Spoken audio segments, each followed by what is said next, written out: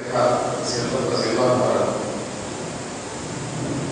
ہماری ایمان، اسلام، قرآن اور سیرت کا اتنا اہم عنوان ہے، اور اس عنوان سے بڑا افسوس ہوتا ہے کہ ہمارے معاشرے میں جتنے بھی جلسے ہوتے اجتماعات ہوتے ہیں، یہ عنوان جو ہے رکھا نہیں جاتا۔ بات دراصل یہ ہے کہ رسول پاک صلی اللہ علیہ وسلم کی نسبت سے جن جن عنوانات کا تعلق ہے، ان عنوانات کو ایک بڑی سلو پوائزن کے ساتھ مسلمانوں سے اپنے ایمان کو دور کرنے کی سازش ہے۔ تو اللہ کا احسان ہے کہ اس وقت آج کا جلسہ مولانا مفتی صاحب کا 10واں ہے، 9واں جلسہ ہے۔ اس سال محرم میں آپ نے مخاطب کیا، اور ظاہر ہے کہ اگر محرم کا مہینہ ختم ہو جاتا ہے تو یہ نہ سمجھے کہ جو ہے جلسے عظمت حسین، جلسے یاد حسین، جلسے عظمت ہم سے دور ہو گئے، بلکہ سال کے 365 دن اس جلسوں سے، ان کے ناموں سے، اس کی نسبت سے جڑے رہیں۔ یہی ہمارا ایمان ہے، اور انشاءاللہ اسی پس منظر میں میں آپ کو حضرات کا اپنی بغیر ہمارے محترم سے گزارش کروں کہ وہ ہمیں مخاطب کریں، سعادت حاصل کریں۔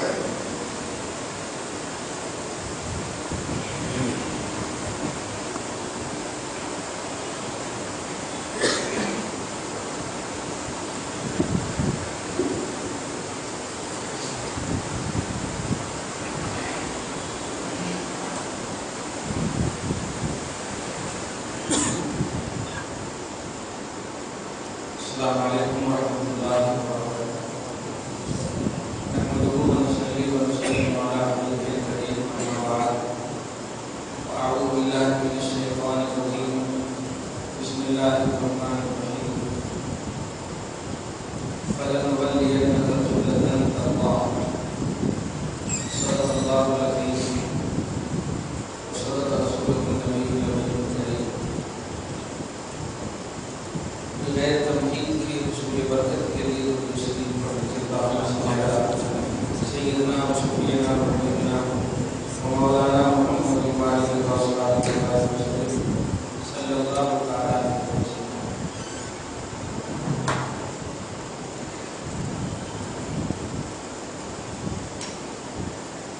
عظمت اہل بیت اطہار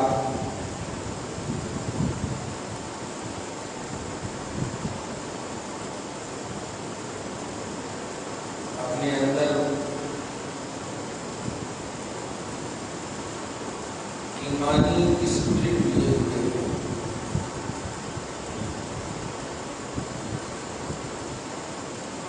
توحید کا اور رسالت کا مجموع بن گئے ہیں۔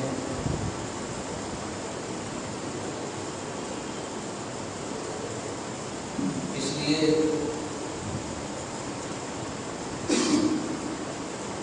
اس عنوان سے تمام مومنوں کی زندگی بھی ختم ہو جائے، یہ عنوان ختم نہیں ہو۔ یہی وجہ ہے کہ آج صدر المظفر کی دوسری تاریخ کی پھر بھی اس جلسے میں اس عنوان سے آ بیٹھے۔ عنوان کسی تاریخ اور وقت کا اور موقع کا متعلق نہیں، اور عظمت اہل بیت ایک ایمانی عنوان ہے۔ سفر میں بھی ہم ایمان والے ہیں، اس لیے اللہ پاک اب اس کو آج کے حساب سے سچویشن نہیں کہہ سکتے، اللہ پاک اس سچویشن کو سمجھنے کی توفیق عطا فرمائے۔ عظمت اہل بیت اطہار، بلکہ آج کا عنوان عزیزوں کی بڑا اچھا ہے، جملہ پڑھا ہے، اور وہ کہے تھے کہ تم ہی بیان کر دو، اور کھڑے ہوئے تو تم بیان کر دیے۔ وقار کعبہ آج کا عنوان ہے، وقار کعبہ۔ کعبہ کی عزت، کعبہ کا وقار،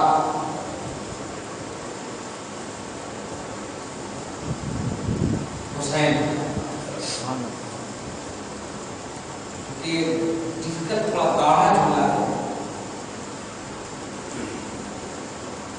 لیکن عنوان کی ایک جھلک ملی، وقار کعبہ حسین۔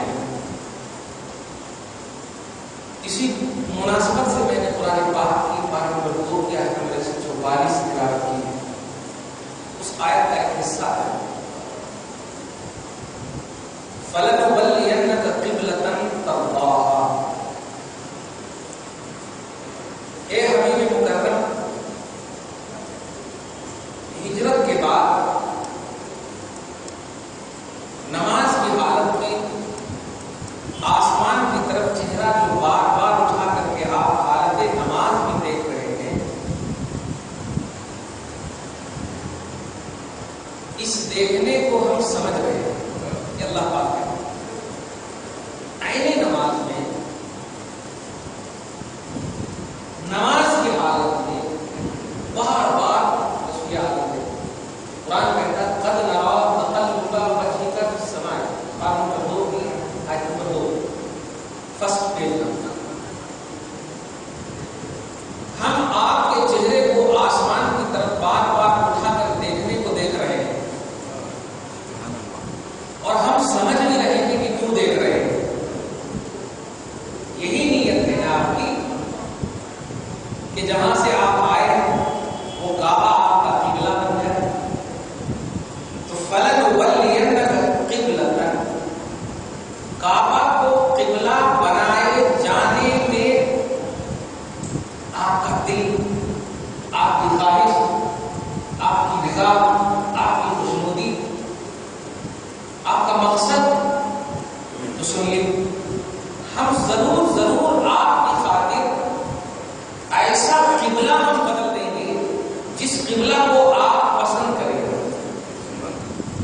جملے پہ غور کیجیے گا، آپ تقریب کا عنوان وقار کعبہ حسین۔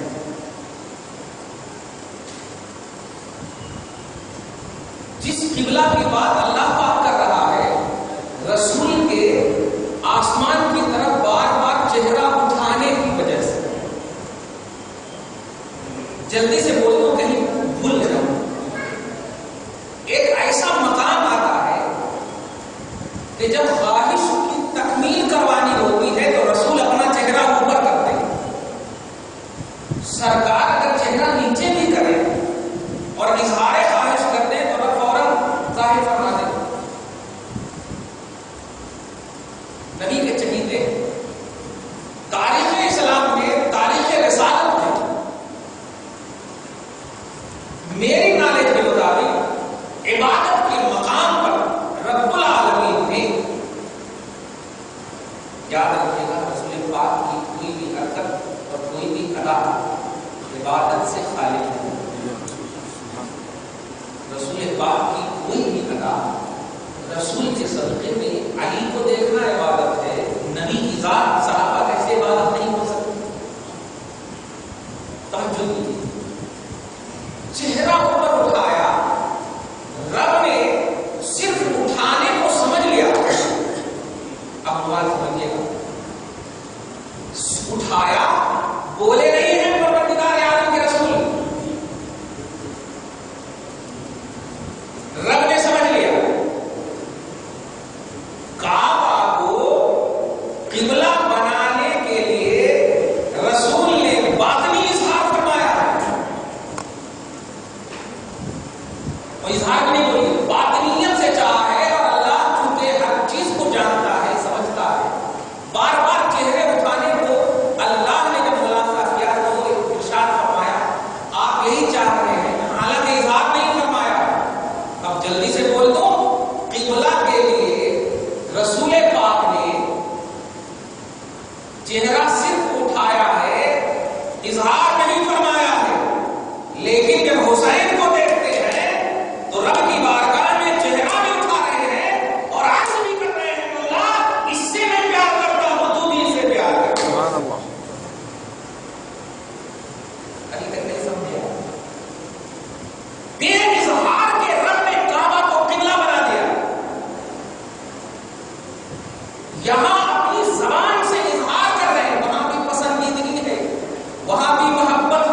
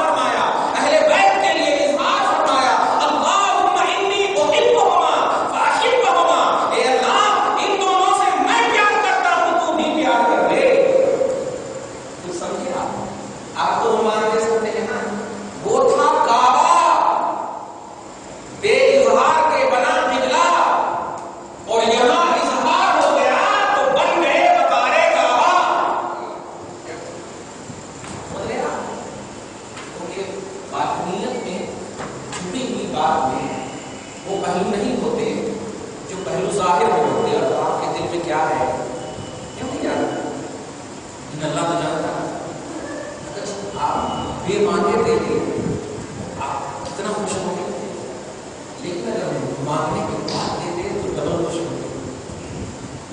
سمجھ رہے وہاں بے مانگے بے اظہار کے کعبہ دے دیا قبلہ بنا کر کے. حسین کے لیے نہ لے کے یہاں رکھے کعبہ کے لیے نماز،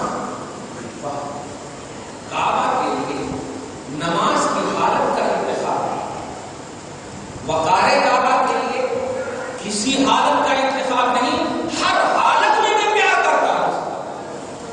یہ بتاؤ یہ آزمائش ہے، یہی امتحان ہے کہ عبادت کے لیے عبادت کی حالت میں محمد نے جو مانگا تم نے اس کو لے لیا، اور عبادت کے حالت کے علاوہ جو رب سے اظہار کے باوجود مانگا تم نے اس کو نگلیکٹ کر دیا.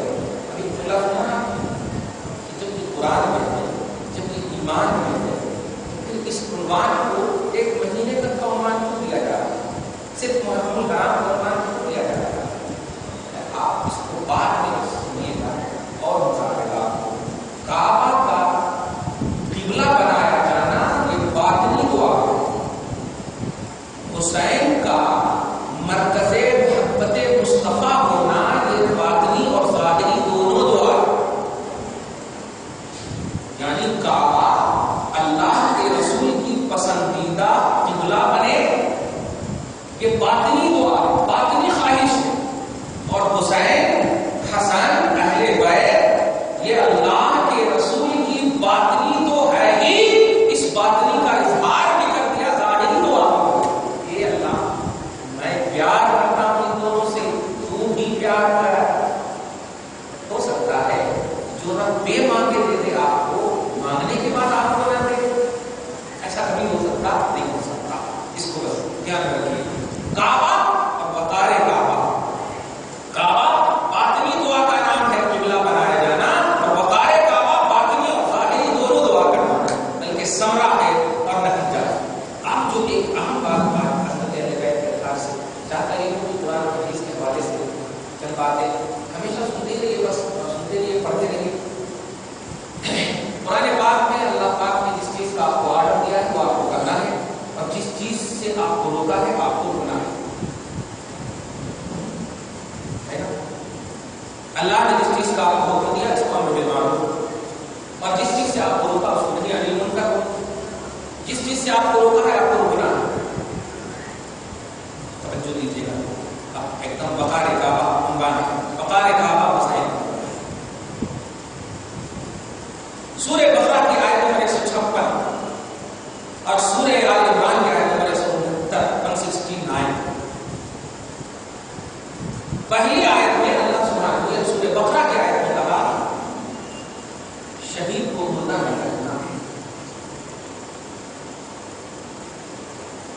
کیا کہنا؟ زندہ کہنا. کیونکہ جب کہنے کی نفی ہے، مردہ سے کہنے کی نفی ہے، اور بل احیاء اسی وقت ہے. اسے آپ بولتے ہیں یہ بولتے انگلش میں بٹ کا جب لفظ بولتے ہیں اس کا کیا مطلب ہوتا ہے؟ یہاں پر اگر مثبت پہلو ہے تو یہاں پر منفی پہلو ہوگا، یہاں پر نگیٹو ہے تو یہاں پر پازیٹو ہوگا. یہ تو پہلو ہوتا ہے بٹ کا، تو بٹ مانی. لیکن ایسے لیے اللہ پاک کہہ رہا ہے کہ جو شہید ہیں انہیں مردہ مت کہنا، بل یعنی بٹ، لیکن وہ زندہ ہے، مطلب زندہ کہنا. یہ ہے توجہ دیجیے. ایک تو کہنے سے تعلق کرتا ہے، اور ایک جو آیت ہے مردہ گمان بھی مت کرنا بلکہ زندہ خیال میں بھی رکھنا. دونوں آیت یہ دو آیت کریمہ خالی تلاوت کرنے کے لیے آئی ہے. ہم بس یہی آپ کو بتانا چاہ رہے ہیں آج کی دو آیت کریمہ کا خلاصہ، پھر ہم آپ کو کی طرف لے جائیں. شراب نہ پینا کیا مطلب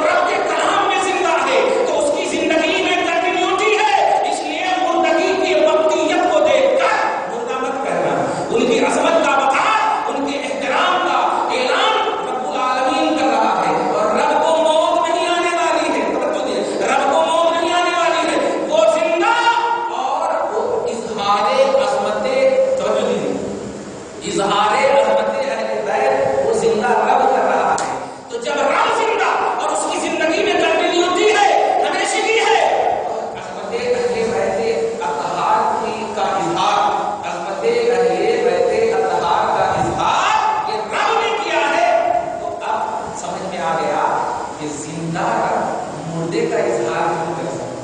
जिंदा रब किसी की अजमत का इजहार करेगा वो मुर्दा नहीं हो सकता। मुर्दा का एक और पहलू होता है, तफसीर के आने में कहूं, मिटने का पहलू।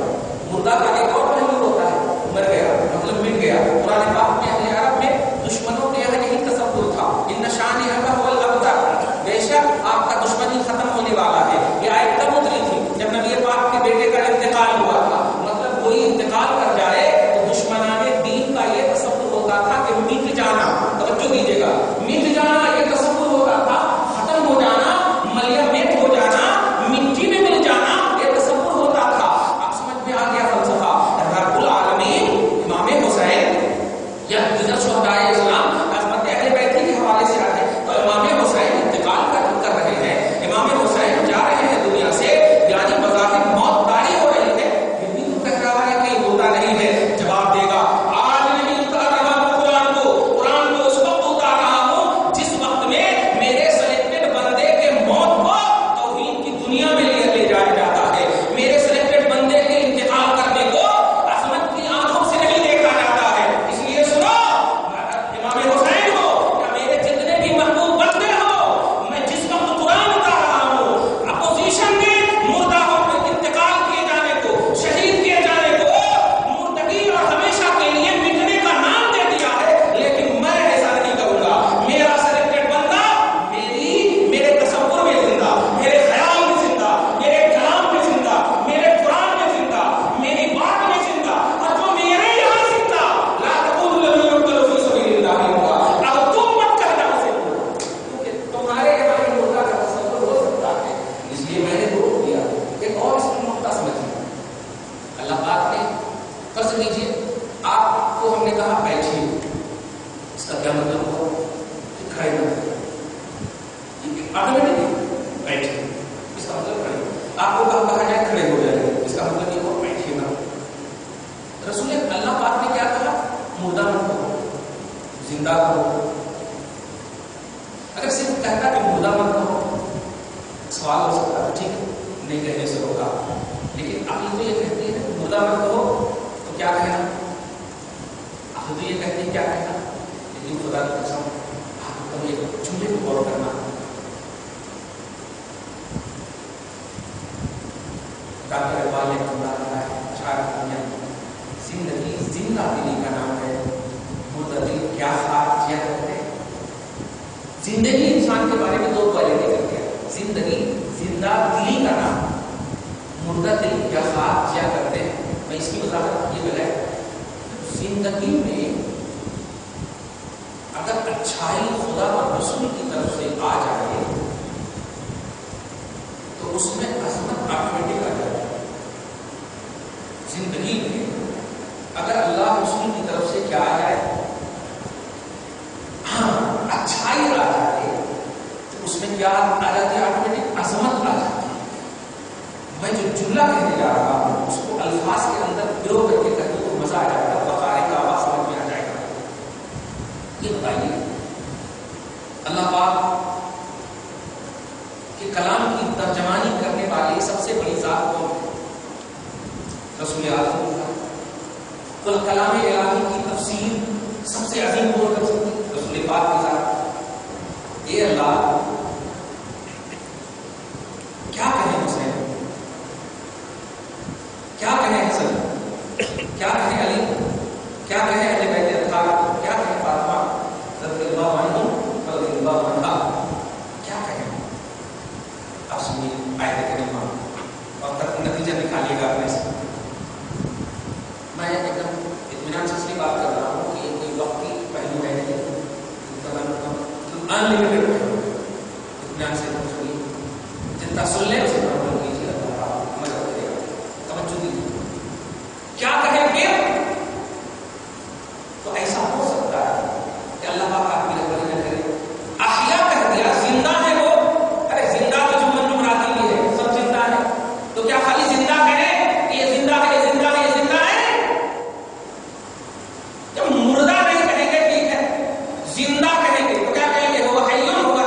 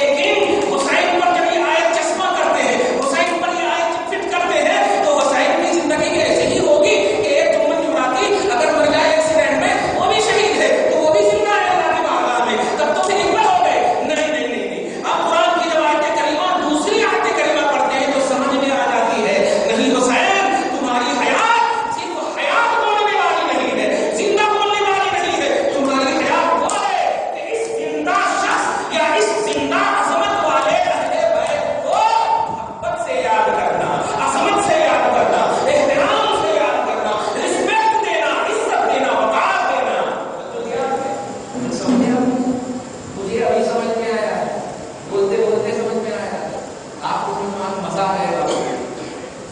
वही एक इंसान चल रहा, एक्सीडेंट हो गया, मारे शहीद हो गए, पानी आ गया, वो पानी के बहाव में जब डूब गया, अलग हो गए, शहीद हो गए, किसी ने गोली मारा, शहीद हो गए। और कुरान ने एक फॉर्मूला दे दिया है, जो अल्लाह की राह में, और अल्लाह की राह में तो अल्लाह की राह में होगा, शहीद हो गया, फायदा क्या हुआ? नहीं, शहीद आजम है, ये शहीद वक्त नहीं। इसलिए हुसैन की शहादत में रब ने उस हयात का पहलू रखा है, उस जिंदगी का पहलू रखा है जो खुद रब ने उस जिंदगी के पहलू में रिसालत की जबान से ऐलान करवाया। लोगों, मेरे अहले बैत का शहीद हुए हैं, तो उसको तुम तौहीद की जबान में जिंदा, ये लोग बोलते हाँ जिंदा है, लेकिन अल्लाह ने कह दिया नहीं समझ सकते, समझ नहीं सकते, उसमें वाला किला का शुरू समझ नहीं सकते, नहीं सकते। अच्छा, अलिफ लाम समझे क्या? अलिफ लाम क्यों पढ़ते रोजाना? अलिफ लाम मीम समझे? नहीं समझे। सारी कुरान की आयतें समझ गए? नहीं समझे। बस अकीमुस सलात समझे, नमाज कायम करो समझे। आतु ज़कात, ज़कात दो नहीं, ज़कात लो समझे। क्या समझे आप? तर्जुमा करते हैं वलाकिन ला तशऊरून का, इन्हें तुम समझ नहीं सकते। बेवकूफ, समझने से वहां मुराद ये है कि हयात को इक्वल न समझना, हयात को एक सरका न समझना, एक जैसा नहीं समझना, एक तरह मत समझना। ये वो है जो अल्लाह की राह में इंतकाल किया, इनका मकाम कुछ और है, और उस मकाम को जब दूसरी आयत से आपने मुबर्हन कर दिया, दूसरी आयत से दलील दे दिया कि जब शहीद अहले बैत होता है तो अहले बैत की शहादत का मकाम ये है कि उसकी शहादत को भी जिंदा रखा जाए और उनको भी जिंदा रखा जाए। तो दिया आपने, उनको भी जिंदा रखा जाए और उनकी शहादत को भी जिंदा रखा जाए। कुछ नहीं मांगता हो, ये रसूल कह रहे हैं, कुछ नहीं मांगता हो, ईमान दिया, सारी दौलतें मिली, जमीन के खजाने की कुंजियां मेरे पास है, खजाने भी मुझसे नहीं मिलेंगे, सारी चीजें मुझसे मिली है तुमको। रब कह रहा है कुछ नहीं चाहिए, हुसैन की मोहब्बत चाहिए, हसन की मोहब्बत चाहिए, हुसैन को रिस्पेक्ट दो, जिंदा तुम